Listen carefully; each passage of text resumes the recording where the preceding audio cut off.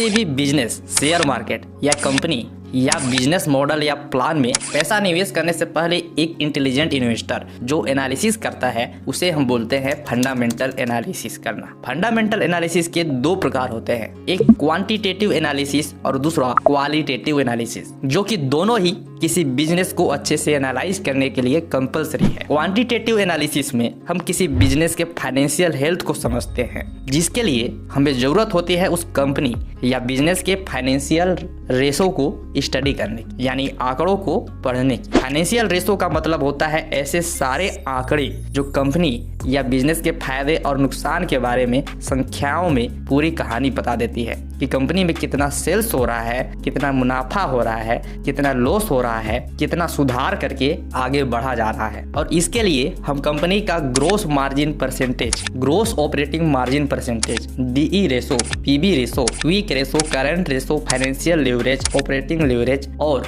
ROE यानी return on equity के आंकड़ों को इकट्ठा करके अच्छे से समझते हैं। और इतना करने के बाद हम करते हैं क्वालिटेटिव एनालिसिस, जिसमें हम कंपनी के फाइनेंशियल कंडीशन को देखने के बजाय यह देखते हैं कि कंपनी का बिजनेस मॉडल और बिजनेस मॉडल पर काम करने वाला सिस्टम कैसा है, उसका कैरेक्टर कैसा है। किसी कंपनी या बिजनेस का क्वालिटेटिव एनालिसिस आसानी से और तगड़े से करने के लिए आप 3 सरल तरीकों का उपयोग कर सकते हैं, जिसमें से पहला है 4 पीस ऑफ मार्केटिंग, दूसरा है शॉर्ट एनालिसिस और तीसरा है BI triangle. 4 piece of marketing में हम किसी कंपनी के मार्केटिंग को एनालाइज करते हैं कि उसका प्रोडक्ट कैसा है, प्राइस ठीक है या नहीं, बेचने का प्लेस ऑनलाइन है या ऑफलाइन है, कौन सा माध्यम है, प्रमोशन ठीक से हो रहा है या नहीं। इन्हें हम बिजनेस का बेसिक्स भी कहते हैं। और हमारा दूसरा तकनीक है शॉर्ट एनालिसिस करना। इस तकनीक का उपयोग आप ना केवल कंपनी का एनालिसिस करने के लिए कर सकते हैं, बल्कि आप खुद के बारे में,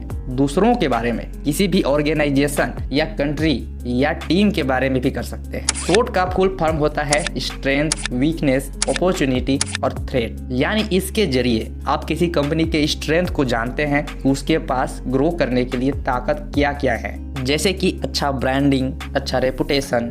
दूसरा, उसके वीकनेस कौन कौन से हैं जिनको इम्प्रूव करने की जरूरत है, जैसे हो सकता है कि कंपनी में ज्यादा से ज्यादा कर्ज हो और कैसे भी करके फंड इकट्ठा करने की जरूरत हो। तीसरा, उसके पास अपॉर्चुनिटी कौन कौन से हैं, जैसे कि हो सकता है कि मार्केट में कंपटीशन कम हो और आपके प्रोडक्ट कैटेगरी का डिमांड बहुत ज्यादा हो, जिसका आप ज्यादा से ज्यादा फायदा उठा सकते हैं। और चौथा, थ्रेट यानी खतरा, हो सकता है कि कच्चा माल का लागत मूल्य बढ़ने वाला हो या उस काम के लिए लेबर काम पर आने से नाखुश हैं और वे काम छोड़ना चाहते हैं, जिससे संभावना है कि कंपनी के लिए कोई खतरा न पैदा हो जाए। अब बात करते हैं BI ट्रायंगल के बारे में, जिसके आविष्कारक हैं फेमस लेखक और businessman Robert T Kiyosaki. BI का फुल फॉर्म होता है बिजनेस इन्वेस्टर, यानी यह तकनीक बिजनेस ओनर और इन्वेस्टर के लिए बहुत ही खास तौर पर बनाया गया है। इस तकनीक के अनुसार सबसे पहले हम किसी बिजनेस मॉडल के मिशन को देखते हैं